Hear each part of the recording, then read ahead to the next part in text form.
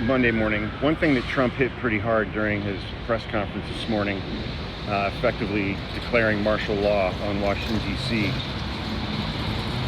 He talked about youth crime, roving bands of teenagers committing crimes.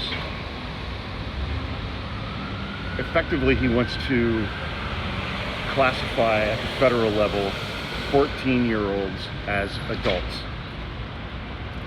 The implications of this are almost unimaginable. First of all, in December of 2021, Ghislaine Maxwell was convicted on multiple charges of child sex trafficking. I believe all four of the victims who testified in that case testified that they were 14 when they met Ghislaine Maxwell and Jeffrey Epstein. None of those convictions would have happened because all of those young girls would have been classified as adults, according to Donald Trump.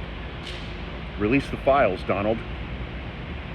It would wreak havoc on labor laws across the country. And I believe it would lead to the mass arrests of black and brown teenagers who would then be incarcerated and who would then probably be used to replace all of the immigrant labor that Donald Trump is actively deporting right now, because they'd be in prison.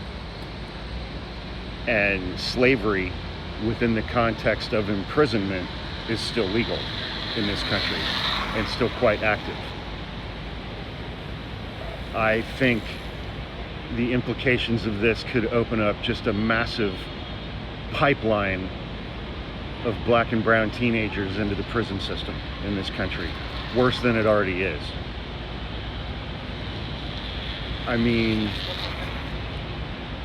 what he has done today and what he is proposing today is horrific on a scale that is almost unimaginable right now. And I'm gonna have to really spend some time thinking about this. This is just kind of some of my first impressions this morning.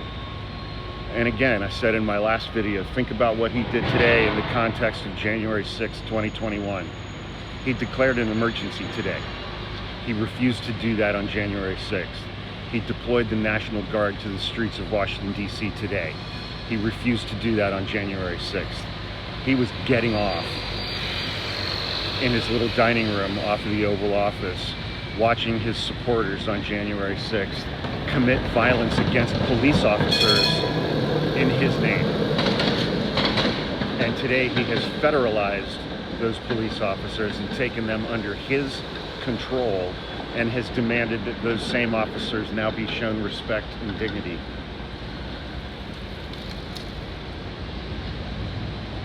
This is a fucking horror show, man, on every level.